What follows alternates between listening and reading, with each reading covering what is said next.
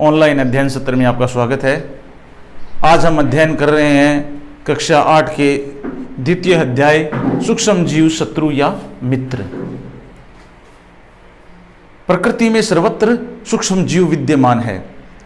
वह हवा में, जल में, भूमि में, सर्वत्र हमारे शरीर तक सब जगह सूक्ष्म जीव विद्यमान है।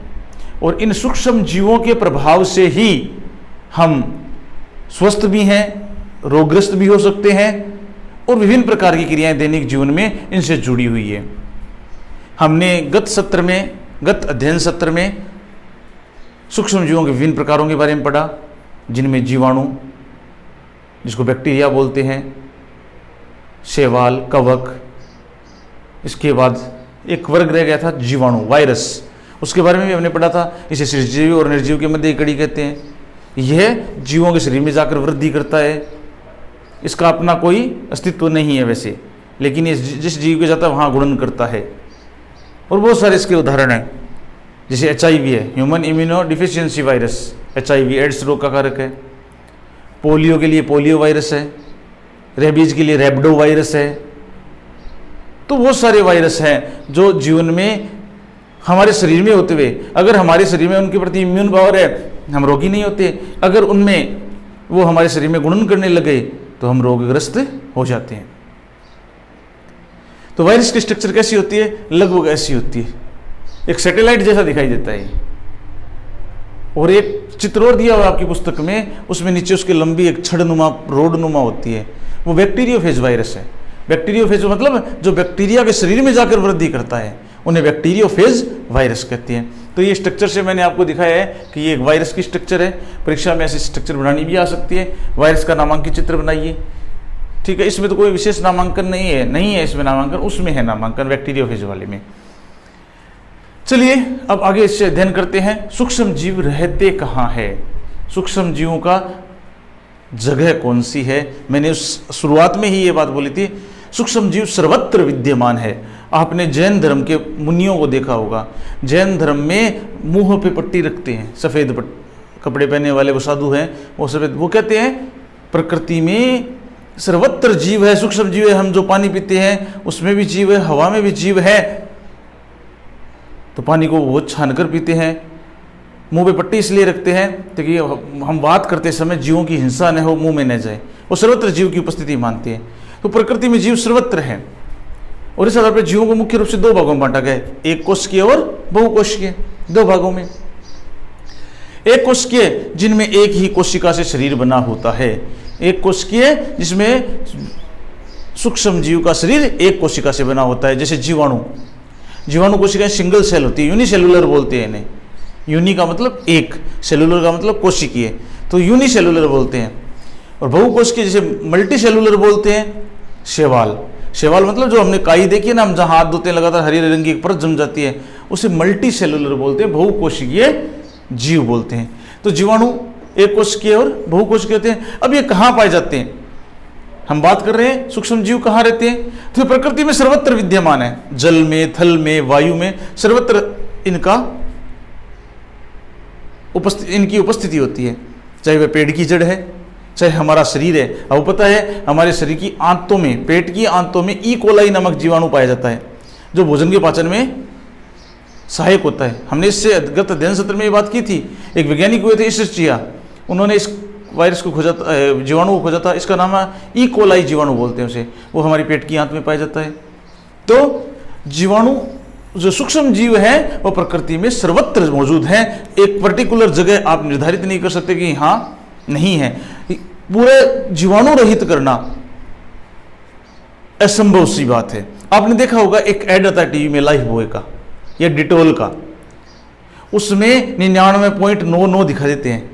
यानी पॉसिबिलिटीज क्या है? 0.0001 पॉसिबिलिटीज है कि हो सकता है कि इसमें जीवाणु रह जाए। वो 100% नहीं लिखते, 100% प्योर प्रोटेक्शन नहीं लिखते, वो लिखते हैं कि कहीं ना कहीं जीवाणु रहने की संभावना रहती है।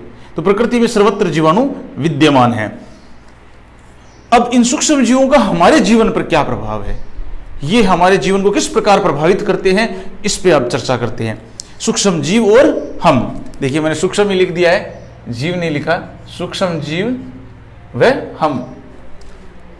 अब सूक्ष्म जीव हमारे लिए दोनों प्रकार से लाभदायी हैं, लाभदायी नहीं, लाभदायी भी है और हानिकारक भी है, दोनों तरीके से यूज आ सकते हैं। लाभदायी इस वे में कि वे हमारे मित्रवत किस प्रकार व्यवहार करते हैं, और नुकसानदायक या हानिकारक इस वे में कि वो हमें रोगग्रस्त कर देते हैं, जैसे हैजा, पेचिस, डायरिया, बुखार, ये सब चीजें, जुखाम, खांसी, ये सब क्या है, इन्हीं सूक्ष्म जीवों की वजह से होता है। तो मित्रवत सूक्ष्म जीव, सबसे पहले इसके पॉजिटिव इफेक्ट्स पढ़ते हैं। मित्रवत सूक्ष्म जीव, मित्रवत सूक्ष्म जीवों से उदाहरण है दही, ब्रेड और केक, पेस्ट्री, इडली, डोसा, ये सब मित्रवत सूक्ष्म जीवों के कारण बनते हैं। कैसे? या इसके अलावा अल्कोहल, आपने देखा होगा दही हम जमाते हैं तो आपने अपनी मम्मी को देखा होगा हल्का गर्म दूध, गुनगुना दूध लेते हैं, दूध को गर्म करके उसको थोड़ा ठंडा करते हैं, गुनगुने दूध में हल्का सा दही मिलाया जाता है और उसको फिर गर्मी में छोड़ दिया जाता है। तो उसमें एक जीवाणु पाया जाता है लैक्टोबैसिलस। कौन सा जीवाणु? लैक्टोबैसिलस। लैक्टोबैसिलस एक दंडाकार जीवाणु, हमने उस दिन स्ट्रक्चर बनाई थी, उसमें यह बात बताई थी कि लैक्टोबैसिलस ऐसा दंडाकार जीवाणु होता है। तो ये लैक्टोबैसिलस जीवाणु क्या करता है? अत्यधिक गर्मी में बढ़ोतरी करता है और उस दही, दूध को किस में बदल देता है? ठोस पदार्थ दही में बदल देता है। इसी प्रकार ब्रेड का आगे हम पढ़ेंगे, ब्रेड कैसे? मैदे में ईस्ट मिला दी, पानी मिला दिया, छोड़ा कुछ देर गर्मी में, तो क्या होगा? ईस्ट श्वसन करेगी, बहुत तेजी से श्वसन करेगी और श्वसन से क्या निकलेगी? CO2 gas. उस श्वसन से क्या निकलेगी? CO2 gas. और CO2 गैस निकलते ही वो क्या हो जाएगा? फूल जाएगा, जिसको खमीर उठना कहते हैं, जिसको खमीर उठना कहते हैं, वैज्ञानिक भाषा में इसे किण्वन कहते हैं, जिसे लुई पास्टर ने बताया था।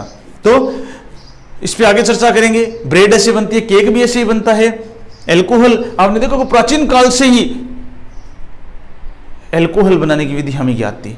आपने देखा होगा, सुना होगा एक हथकंड शराब के बारे में, कि घड़े के अंदर जौ को भिगोकर पानी डालकर, गुड़ डालकर उसको जमीन में दबा दिया जाता था और ऊपर से ढक दिया जाता था। तो क्या होता था? वो गुड़, जौ और उस पानी से वो क्या होता, सड़ने लगते थे, उसमें बैक्टीरिया पैदा हो जाते थे। गर्मी में बैक्टीरिया पैदा होते हैं, उसमें बैक्टीरिया पैदा हो जाते थे और वो सड़ने के कारण उसे कई महीने 20 दिन रखा जाता था। जब वो गर्मी के कारण सड़ जाती थी, उसे निकाल कर छाना जाता था, उसमें बदबू आती थी, तो उसमें सौंफ को घोटकर मिला दिया जाता था, तो वो सुगंधित बन जाती थी। इस प्रकार प्राचीन काल से ही अल्कोहल निर्माण की विधि हम जानते थे, और वो किसके कारण बनती थी? सूक्ष्म जीवों के कारण। इसके अतिरिक्त हमारे खेतों में ह्यूमस बनता है। ह्यूमस क्या काम करता है, कैसे बनता है? कि गड़े सड़े छिलके हैं, खाद्य अपशिष्ट हैं, इन्हें खड्डे में डाल दिया जाता था। गाय भैंसों के मल मूत्र हैं, उनको गड्ढे में डाल दिया जाता था, पेड़ों की पत्तियां, और वो धीरे धीरे बैक्टीरिया उनमें पैदा होते थे और उनमें सड़ जाते थे। सड़ने के बाद वो खाद पूरे खेतों में दी जाती थी और उससे खेत उपजाऊ हो जाते थे। तो ह्यूमस भूमि के लिए लाभदायक है। तो ये सूक्ष्म जीव हमारे लिए मित्रवत है। इसके अलावा ये ह्यूमस क्या करता है, और बैक्टीरिया हमारे जमीन में पौधों की जड़ों में पाए जाते हैं, जो क्या करते हैं? नाइट्रोजन स्थिरीकरण, जिसमें एक प्रमुख उदाहरण है राइजोबियम।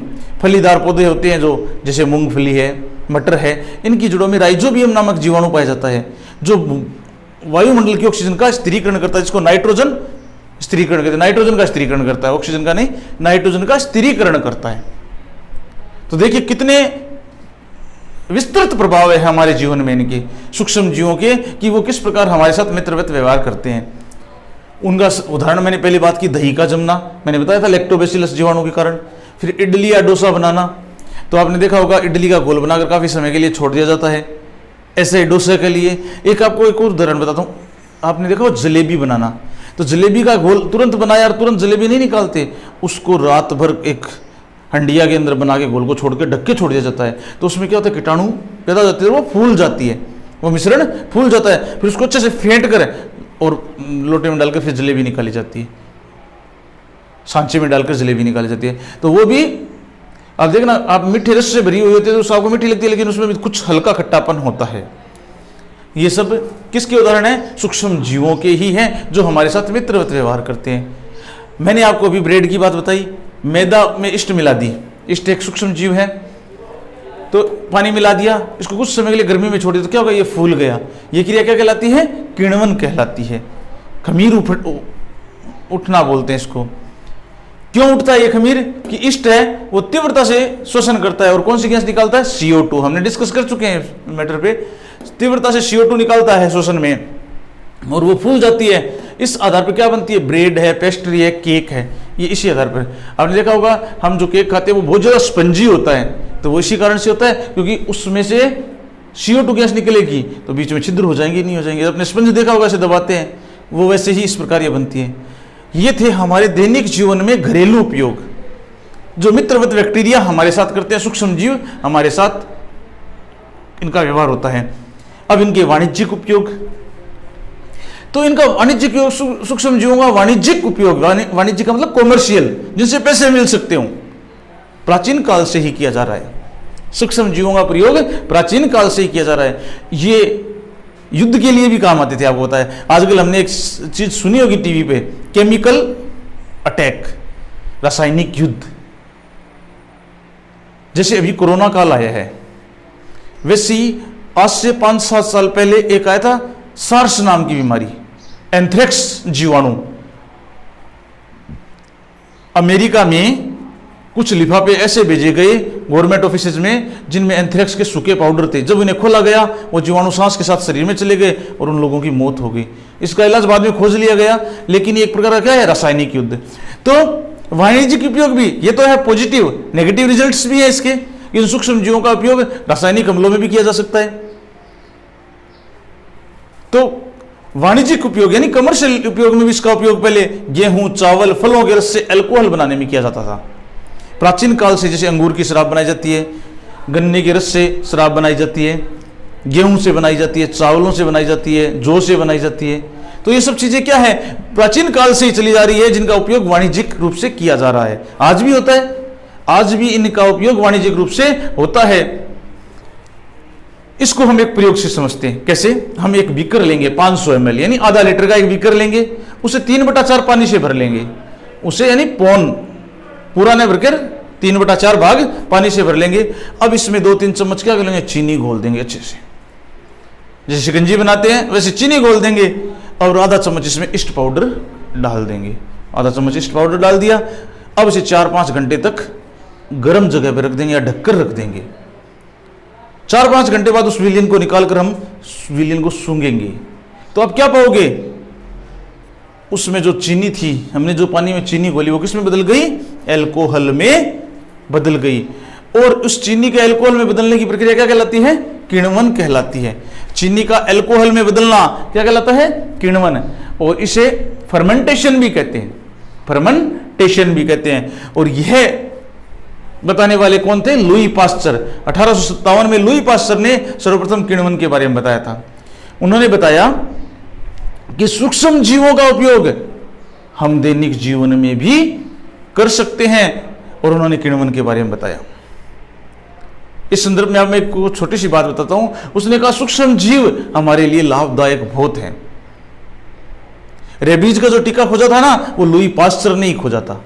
वैसे टीके का आविष्कार एडवर्ड जेनर नामक वैज्ञानिक ने किया था, लेकिन रेबीज के टीके का आविष्कार लुई पास्चर ने किया था। एक बार इनके पास एक ऐसा केस आ गया कि एक बच्चे को कुत्ते ने काट लिया, और उसे कौन सा रोग हो गया? रेबीज रोग। कुत्ते उस बच्चे का कंठ की जो नलिकाएं हैं उससे कुड़ने लगी, मांसपेशियों में जकड़न आ गई, और जल से उसे, पानी से उसे डरने लगने लगा। तो जब उसके सामने लाया गया बच्चा, तो उसने देखिए, वो उसके लिए पहला एक नया केस था कि ऐसी बीमारी भी हो सकती है। लुई पास्चर यद्यपि एक डॉक्टर थे, उन्होंने कहा इस बच्चे को देखिए, इस रोग से बच्चा खत्म होगा निश्चित लग रहा है, लेकिन हम एक प्रयास करते हैं, हो सकता है आपका बच्चा बच जाए। तो उन्होंने क्या किया कि जो कुत्ता था उसको काटा, जो कुत्ते ने उसको काटा था, उस कुत्ते को पकड़ा गया और उसके लार को सिरिंज में भरा गया और उस बच्चे के लगा दिया गया। बैक्टीरिया ही हमारे मित्र हो सकते हैं, यह सिद्ध किया उन्होंने। क्यों? क्योंकि हम किसी बैक्टीरिया के प्रति, हमारे शरीर में एक प्रतिरक्षा उत्पन्न होती है, एंटीबॉडी उत्पन्न होती है और वो एंटीबॉडी हमें उस रोग से लड़ने की शक्ति देती है। जब लोई पास्टर ने वो इंजेक्शन लगाया, बच्चे में कुछ सुधार हुआ, फिर दूसरा इंजेक्शन लगाया, फिर तीसरा लगाया, फिर चौथा लगाया, धीरे धीरे बच्चे में सुधार होने लग गया। आपने देखा होगा पहले समय में जब कुत्ता काट लेता था तो उस नाभि के चारों तरफ 14 इंजेक्शन लगते थे, नाभि के चारों तरफ। क्यों लगते थे? क्योंकि नाभि हमारे केंद्रीय तंत्रिका तंत्र से डायरेक्ट जुड़ा हुआ है। लेकिन धीरे धीरे टेक्नोलॉजी डेवलप हुई और आज एक टीके से ही काम चल जाता है। तो इस प्रकार बैक्टीरिया हमारे लिए किस प्रकार मित्रवत रूप से काम करते हैं, आज के अध्ययन सत्र में हमने अध्ययन किया। अगले अध्ययन सत्र में इससे आगे इसका औषधीय रूप में क्या महत्व है। जैसे अलेक्जेंडर फ्लेमिंग हुए थे, उन्होंने एक पेनिसिलिन नाम की दवाई खोजी थी, वो पेनिसिलिन आज भी काम आती है। टिंचर आयोडीन है जिसमें आयोडीन और अल्कोहल को मिलाकर रासायनिक रूप से इस्तेमाल किया जाता है। तो बहुत सारी चीजें हैं, इनके औषधीय महत्व हैं। फिर इनके जो नेगेटिव रिजल्ट्स हैं उनके बारे में भी अध्ययन करेंगे। धन्यवाद।